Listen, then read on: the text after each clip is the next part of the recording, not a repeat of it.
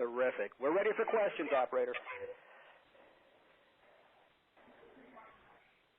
The first question is from Lem Satterfield. Please go ahead. Hey, Mike, how you doing? Pretty good. Hey, Fred, how you doing? All good. Hey, good. Hey, Mike, speaking of distractions, I'll get this out of the way. Aren't you glad you weren't in Denver last night for all the debate distractions? Have you heard from friends how crazy it was there? Yeah, that's what I heard, man. I've seen it all over Facebook, Twitter, everything. So, can't really get away from all that. But I mean, I read up on it, but I'm glad I was out here still, away from all that. So that's crazy. What have your family and friends said about what the atmosphere like, and as far as the chaos or anything like that? I didn't really talk to anybody too much about it. I mean, I just kind of read a little bit and seen some quotes of people, but I mean, everybody's just going for whoever they're going for. So I really don't get involved in all that. Okay, so obviously you haven't seen it, but figuratively, what you've heard and read, who are you going to be out of those two guys? Who are you going to be on October 13th? What style are you going to emulate more? Oh, man, I'm going to be me. I'm going to do me. No, but I don't know. Obama? I don't know. I'm not really all into the whole. I see it like Romney's more aggressive. Yeah. That's what it seems right now. He's like Romney is more aggressive. Yeah, right. Who's that talking about? That was Henry Delgado. Yep. Hello? Lem, any question about the fight itself?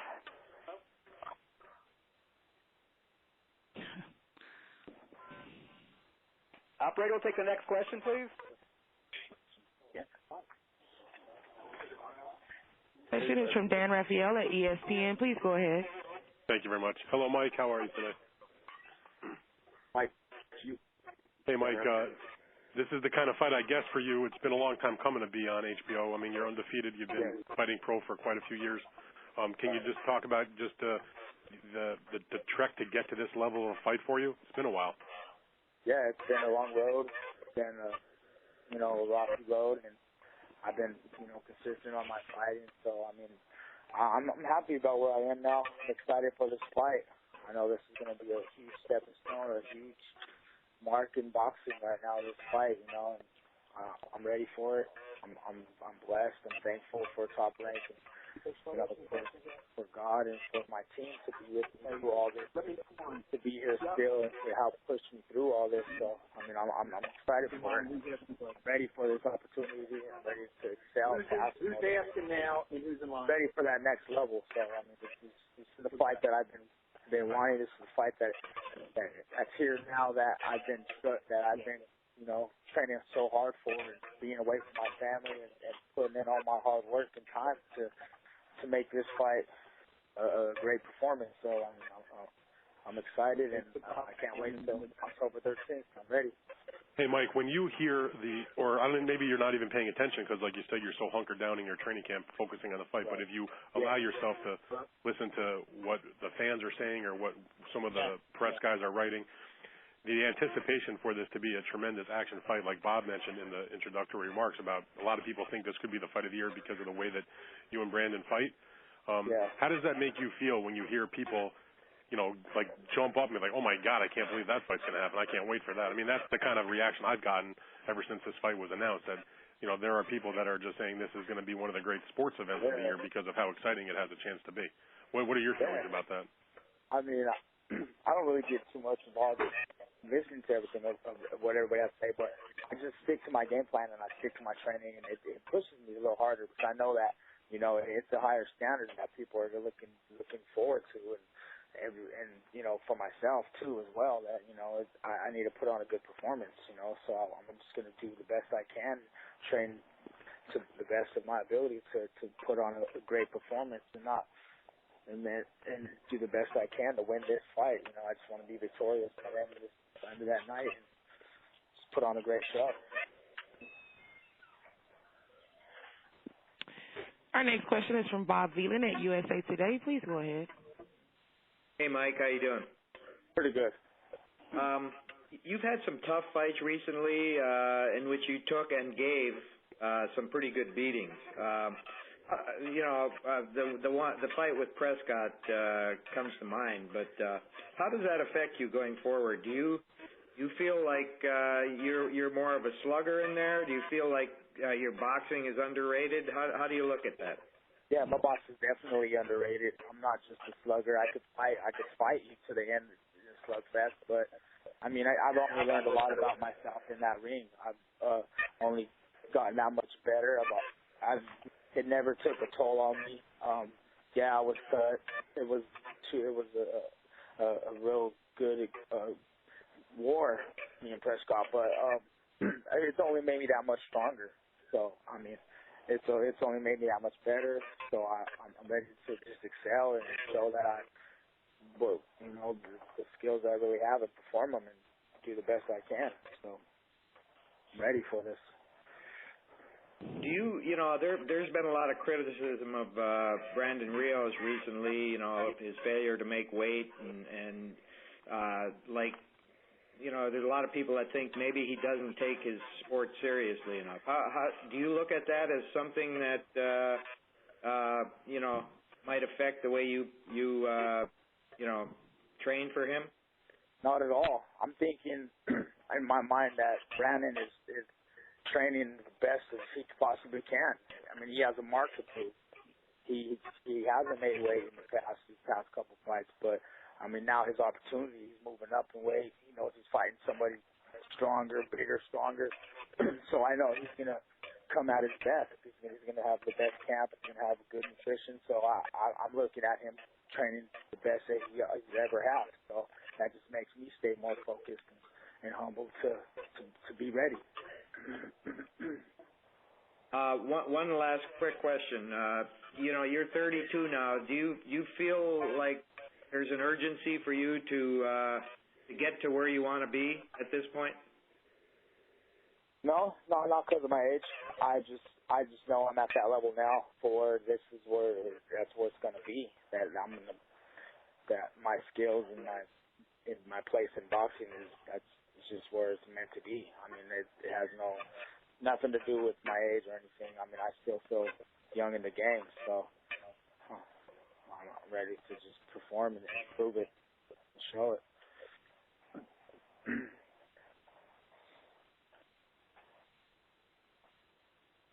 Our next question is from Nick Grokey at the Denver Post. Please go ahead. Yeah, hey, Mike, you fought 5 times in 12 months last year, but this will be just your second fight this year. Do you feel like you needed the layoff, or are you feeling a little rusty? Did you have to maybe spar more going into this fight to kind of get back to rhythm? No, not at all. I mean, I'm not rusty at all. I mean, some fights just fell through. I mean, I was, after that Prescott fight, a lot of people are like, holy, we don't want a chance to fight like that right now, plus we're looking for something big to fall through, so we're just blessed that this fight came to us when it did. I mean, that's fine that it was only my second fight of the year, but I mean, it's worth it. So, I mean, it's going to have no effect on my performance, and I will not be rusty. I've been in camp for quite some time now, so I'm ready for it. If you had the chance, would you have, if it were your call more, would you have fought more this year, you think? Or is this about right for you? I mean, it would have been nice to have another fight in between that and now, but I mean, it is where it is now. So I can't, I'm not going to complain about it. I'm going to just take this fight and put my whole heart and everything into it. Do what I do best and win. Gotcha. Thanks. Yes. The next question is from Dan Raphael. Please go ahead, sir. Thank you. Hey, Mike, I had another question for you. Yeah. First of all, when you are involved in the kinds of fights that you've been in, whether it was the Prescott fight, which you had a great comeback in, or the Herrera fight, which a lot of people look at this year maybe as the fight of the year so far, when you're involved in that and it's going back and forth, how do you mentally get through it when it's such a tough fight? I don't know. I just dig deep and just I've always been good under any kind of pressure in those type of situations. So, I've just always been good at that. I want it. I'm hungry to win. I just love to win and put on a good show. So just comes in through training. My strength and conditioning is always out the wall. It's just something I've always been good at in those situations. Now, when you get ready for a fight like this, because I guess when a lot of people thought about Herrera and Prescott, I think the expectation was those would be, entertaining fights, but I don't know if anybody thought they'd be the kind of, real wars that they were. When you look at the fight between yourself and Brandon, most people look at it and say, my God, this is going to be a war. Do you do anything different mentally to prepare yourself to, this is going to be an even harder fight than I'm used to being in? I'm thinking that it's, going to be another tough fight. I'm totally confident. I have no doubts about my performance, my skills, my everything. I don't look past Brandon at all. I look forward to a good fight, and I keep my focus maintained on my training, and I just keep my guard up, and I just focus on this fight, and it's not nothing that I really changed too much on my training. I've just only gotten that much better and stronger. I just stay strong, and just the way I train, I just train like it's another fight. So I'm ready for it.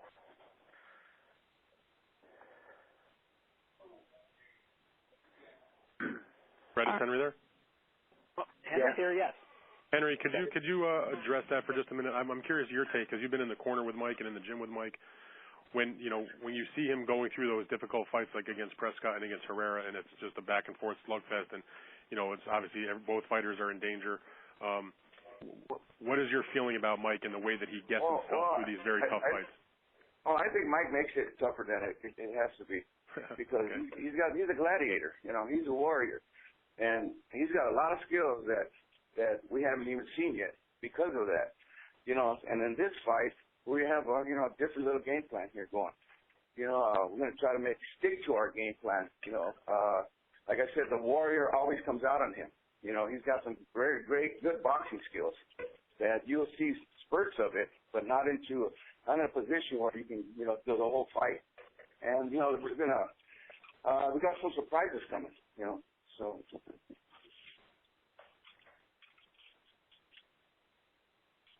Hello? Our next question is from Corey Erdman at the Fight Network. Please go ahead. Hey, Mike, how are you doing? I just wanted to ask, I heard in a recent interview that you said that Brandon is tailor-made for you. What is it that you've seen in Brandon's game that makes you believe that and makes you believe that you have an advantage heading into the fight? Because my boxing skills are underrated. I could just keep him out there. He's going to come right there. He's going to be right there for me. So I could do whatever I want with him. I could box him. I could sit inside, fight his game. I could exchange with him. I could do whatever I want with him. So, I use my legs, whatever. It's going to be my fight. It's going to go totally my way. I'm going to control the pace. I'm going to control the fight. I'm going to control everything. So that's how it's tailor-made. It's right there. Given that he's moving up in weight, do you believe that you're going to be able to push him around in there if he wants to bang away on the inside? Is that what you expect? I don't expect that. I'm going to do the best I can to do it, but, you never know. It might turn into a fight where I bull him around and really prove that I am the bigger, stronger fighter. Then again, I might just not even want to waste my time and just keep him on the outside and keep him out of bay. So we'll see. We'll see how this fight goes. We have a lot of options. Yeah. One last question for you, Mike. Brandon's problems with making weight have been, well documented and well pronounced, but you've never really had that issue. And I want to know how much of your background as a wrestler before you got into boxing, and so much goes into making weight and cutting weight doing that. How much of that has helped you as a professional fighter? That helped me as far as my discipline. I've learned my discipline at a young age, trying to make weight. I've been weighing on a scale since I was 5 years old. So, it's been something that I worked hard at always to make weight. So the discipline in that area has always been 100%. Never had a really, and then I just learned all the ins and outs and the science of it. So now, it's a lot easier. Perfect. Thank you, Mike. Yes. Mike, a lot of people may not know this, but for those who don't, Mike was an undefeated two-time state champion in wrestling in his high school career. Has that helped with your discipline in terms of making weight and staying in condition? It has. I mean, it only taught me how to just push myself when the going gets tough, and when time is going rough. I mean, it just helped me a lot. I mean, it's good for my background. I've learned mentally, physically how to control all of those types of areas in those training aspects. So it's good for me. Thanks. I'm sorry, operator. Any other questions? Yes. Our next question is from Ron Alvarado with Seconds Out Boxing. Please go ahead. Yeah. Are you in? Yes. Yeah, we're. Yeah. I just had a question. Is the training up in Denver is going to make an impact on your body? You feel it's going to really help you by training in California? All the promotion and everything going on in Denver? Sorry, you're cutting out in and out. I can't hear the question. Was the question comparing the two, the altitude and of the two areas that he's been training in between Denver and California? Yes. I guess, Mike, is there any difference in terms of your conditioning moving camp from Denver to Southern California that you've been doing over the past couple of fights? No, I mean, traditionally I would go home and acclimate back to the elevation before I came back to the fight, which only means that your blood cells get smaller at a higher elevation and they get thicker at a lower elevation. They say I've never really tested them. I've always came from a higher elevation down to sea level, but I mean, I'm fighting in it. I'm training in it, so I mean, my win, everything is good. I will not have a problem regardless. It's just in my heart that I know that this fight is going to go toe to toe. So it's something that it won't have an effect on me at all. But I think it has its advantages though. Being at a higher elevation, I think it probably does. But I mean, we're going to get in there at the end of the day. You still got to get in there and fight. So I mean, we'll see. All right, our final question for now will come from Carl Freitag at Fight News. Please go ahead. Hey, Mike. I just wanted to ask you if you've ever previously, if you know Rios and if you've ever sparred with him or anything like that. No, I never sparred with him. I met him through just a couple professional events. My trainer knew who he was from the amateurs, but no, I never really met him. We ran into each other a couple times. We were always cool with each other, but we never had a chance to spar. Okay, thanks a lot, and it's going to be a great fight. Thank you. Before we switch off to the Rios portion of the card, we'll let Henry and Mike have the final word here. Henry, any last words before we see you next week at Fight Week? Yeah, don't miss this fight. It's must-see TV. We're ready to go. Mike is going to bring out, the arsenal, and Rios better be ready. And Mike, we'll leave it the last word to you on this side of the call. Hey, how you doing? Yeah, I'm just ready for this fight, and make sure everybody tunes in because this is going to be a fight that I'm going to put on the best performance I ever have, and it's going to be a great fight, exciting, explosive, entertaining fight. So do not miss out.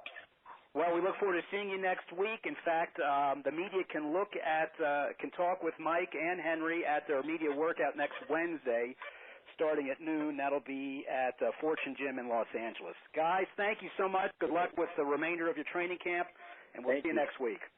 Okay, thanks, Rick. And I think now we're getting ready to bring on Team Rios, which will include Brandon, trainer Robert Garcia, and manager Cameron Duncan. We'll just take a moment while they hook in. Gentlemen, you are connected. Thanks. Good morning. How are you? How is everybody? Good. Good. We have all three guys on? Yes. Terrific. Well, as everyone knows, this is the official junior welterweight debut of undefeated former lightweight champion Brandon Bam Bam Rios. A very exciting fighter. We've seen him many times on television. We're looking forward to another outstanding performance and perhaps one of his toughest fights as he takes on undefeated #1 contender Mike Alvarado. It's my pleasure first to introduce from the team manager Cameron Duncan. Cameron, how are you? I'm good, Fred. How are you? Good, thank you. Just any trepidation when you were thinking, moving up in weight? You sure jumped in deep on this one. Was there any concern from the camp about jumping in with Mike Alvarado before testing the waters with anyone else? Are you talking to me? Yes. Yes, okay. Of course, this is a fight that Brandon had really asked for, and it was a fight that I was real hesitant, of course. I wanted to get him a couple of other fights, and I talked to Robert about that, but when it presented itself, Brandon was so excited, and I didn't want to disappoint him, and so we went to work on this fight, and boy, everybody's real excited about it. Well, we are too, and we also have former world champion and Brandon's trainer, Robert Garcia, with us. Robert, how has the adjustment been to junior welterweight in this training camp? How you doing, Fred? Well, as everybody knows, Brandon was a big lightweight and hasn't fought a lightweight in about a year or so, because last two fights he just couldn't make weight. So he's the natural 140 pounder. I think people don't realize that, but Brandon's just so big and so strong that he'll be very comfortable at 140. Great. Brandon, welcome to the call, and welcome to the junior welterweight division officially. Well, thank you. Give us your thoughts on Mike Alvarado and how training camp's been going, please. Well, training camp's been going excellent. Everything, I'm 100% healed up. I feel 100%. I'm confident. I'm very focused. This is like one of the best training camps since I fought Peterson. I'm just ready to show the world and everybody what I can do at 140 now. 135 was good for me, but now I'm ready for 140. Terrific. Alicia, we're ready for questions, please. Ladies and gentlemen, if you'd like to ask a question, please press the number 1 key. Again, ladies and gentlemen, please press the number 1 key at this time if you would like to ask a question. And we'll take a moment while questions come in the queue.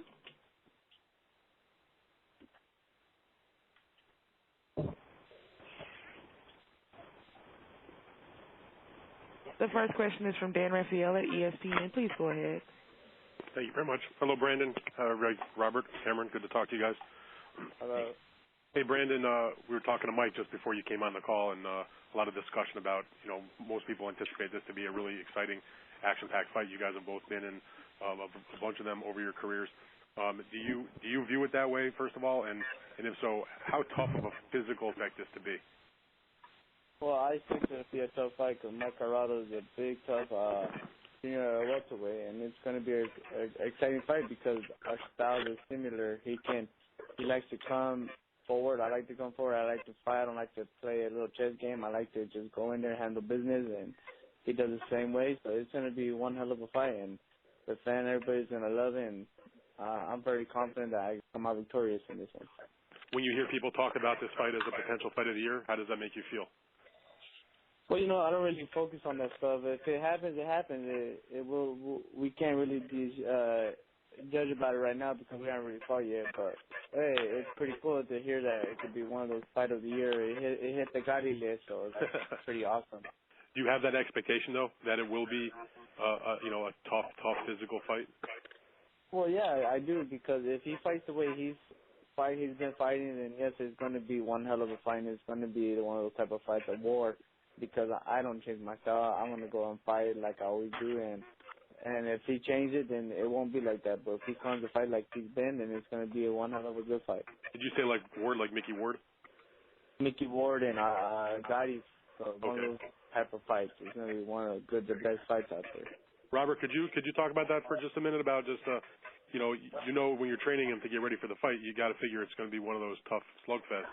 But how do you go about making sure that Brandon does exactly what he should do and, try to keep a tighter defense or, try to at least not be in an ultra knockdown, drag-out fight? And is there anything you can do, or you just have to sit back and watch because that's the way Brandon's going to fight?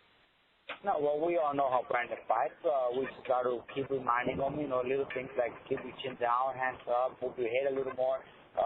It's just that's my job during the minute break, and that's what during the fight. Just keep reminding him, and Brandon listens. Brandon is always focused on hearing my voice only, and he follows instructions. I know there's the word is that Brandon has no defense and Brandon gets hit with everything. Well, in the last 5 or 6 fights, which has been his hardest, his toughest fight, his face comes out clean. I never seen him cut or I haven't seen him bruised up. So his defense is offense, and that's one thing we got to work on. Just throw a lot of punches, stay in the inside, and get those punches, those uppercuts and hooks. Just keep going, and that's his defense. Plus, his guard, he's got a shield that protects him really good when he comes with his hands up. So, I think people don't see that, or they already have that idea about Brandon. No defense, just keeps coming forward and gets you with everything. Well, I totally disagree with that because he's fought great fighters in his last 5 fights. He's had great fighters, and he's basically canceled. He has good his guard up, and his defense is his offense. Okay, thank you, Robert. Appreciate it. Brandon, appreciate it also. Good luck to you guys. Thank you.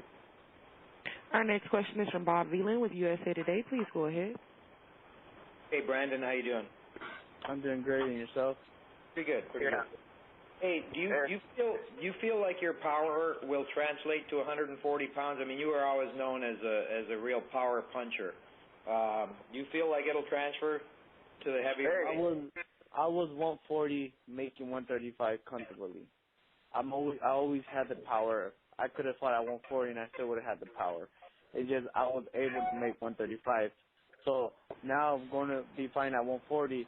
Now I'm going to be hitting like 147 pounder. So my power is going to carry me no matter where I go. The power never leaves the fighter. It's always with the fighter. So I'll be ready 100%, and the power's going to be right there with me. Your problems in the last couple of fights making weight have been well documented. Do you feel like you let your fans down by not being able to make that weight, or do you feel like maybe you were just in the wrong division? No, I didn't let my fans down. I don't feel nothing like that because if you can see the videos, I was trying to make weight. My face, it'd be a different story if I just didn't try to make weight. I was like, nah, I'm not going to do it. And I came in heavy, and I looked heavy. No, but I was pelled. I was dead. I did try to make my weight. So my fans was with me 100%. And you know what? In my last 2 fights, after I fought at Tion, I had a feeling that it was starting to get hard because when I fought Tion, I felt good in the fight and everything, but the weight was a little starting a little harder. So that's what happened. But now, we moved up, so I put that behind me. I'm not focusing on that no more, and I'm ready for a new division. What kind of fight do you see against Alvarado? Well, I see the fight. I see the videos I've been seeing, the way he's been fighting. He comes forward, I come forward. I'm expecting a bloody massacre fight. It's going to be one of those type of fights that everybody's going to be on their feet the whole time. So that's what I'm expecting. That's what I'm wishing, because I'm still waiting for my Diddy and Ward fight. I've been telling Robert this since I started professional. Since I've been in the gym, I'm waiting for that type of fight, and hopefully this is that fight. All right, thank you, sir. Have a good fight on the 13th. Thank you very much. Ladies and gentlemen, if you would like to ask a question, please press the number 1 key. Again, if there are any further questions, please press the number 1 key. And we have a question from Sanzar Victor at the Boxing Voice. Please go ahead. Hey, how you doing, Brandon? I'm doing good. Can you just talk about the transition in weight, and do you feel yourself ready to take a punch from a big 140-pounder in Mike Alvarado? I'm ready to take a punch from a heavyweight pounder. It doesn't bother me. I love to fight. That's why I do this. I don't do this just to do it. I love to do what I do. I love my job. I love to fight. And you know what?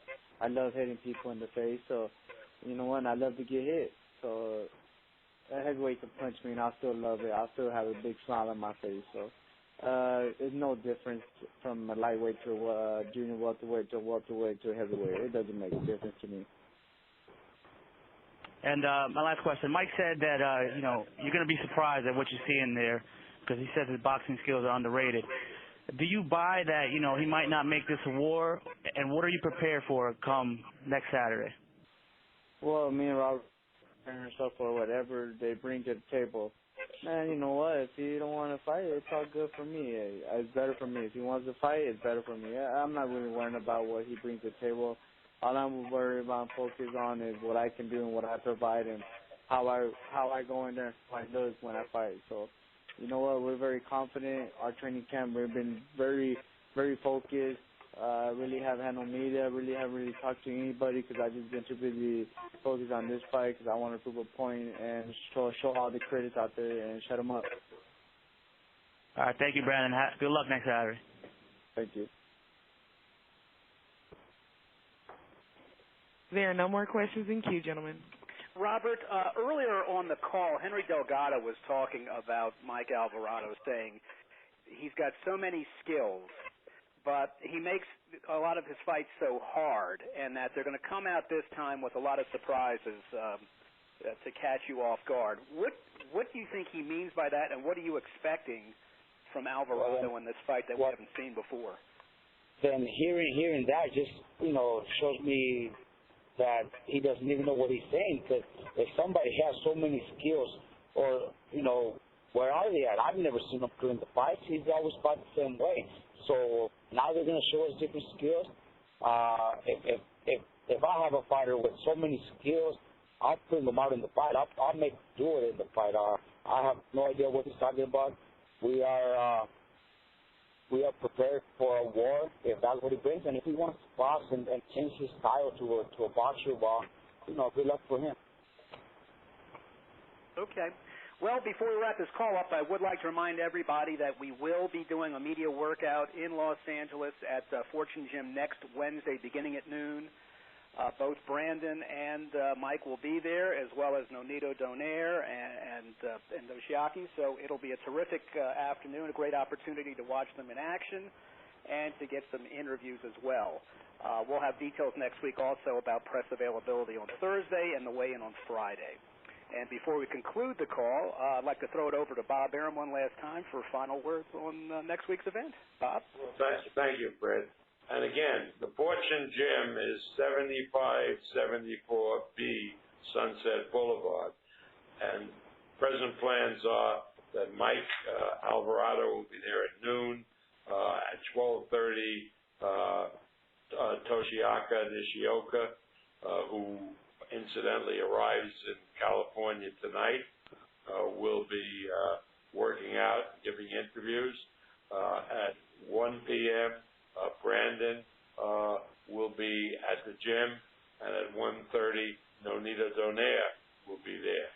And then on Thursday, as Fred said, rather than hold a press conference where everybody makes speeches, we're going to have roundtables with all of the fighters so that the press can go from fighter to fighter and be able to interview these four principals.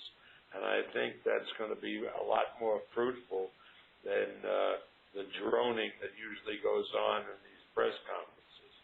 And Friday will be the weigh-in, and Saturday, under the stars at Home Depot, tickets are going unbelievably well. This will be the biggest attendance, maybe ever, but certainly in years for boxing at the Home Depot. We've sold nearly 5,000 seats as of now, and they're selling very, very well. And we hope to have between 6,000 and 7,000 seats sold the night of the fight. So everybody, you give people quality and people respond.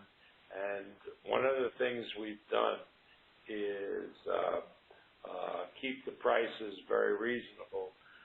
All the tickets in the high price $150 level have been sold. There are a couple of hundred remaining at 75, and the rest of the tickets available on the $35 tickets. So we priced it right for the fans. Fans deserve to see what boxing is all about and to see great fights. So thank you all for attending this conference call, and we'll see you next week in L.A. Thank you, Bob. Robert, any last words before we hand it over to Brandon? I'll hand it over to Brandon. He could have his last word. All right, Brandon, the pressure's on. Any last words? I hand over to Cameron so he can have the last word. Yeah, we know where that goes. Nah, I just wanted to say, you know what, everybody out there, Home Depot Center, California, if you're here in town, come to the fight, and if not, you're going to miss out a great action. If not, tune in on HBO, Boxing After Dark. It'll be one hell of a fight you guys don't want to miss. And to all my friends, everybody out there, thank you guys. And the haters, keep hating. And I'm ready to prove. I'm going to go out there and make a statement. I'm going for a knockout. I'm making a statement, big time. Can't think of a better way to end a call than that. Thank you for joining us. And again, it will be on live on HBO next Saturday night on the 13th, 10 p.m. East Coast and West Coast. Thanks so much. Bye-bye.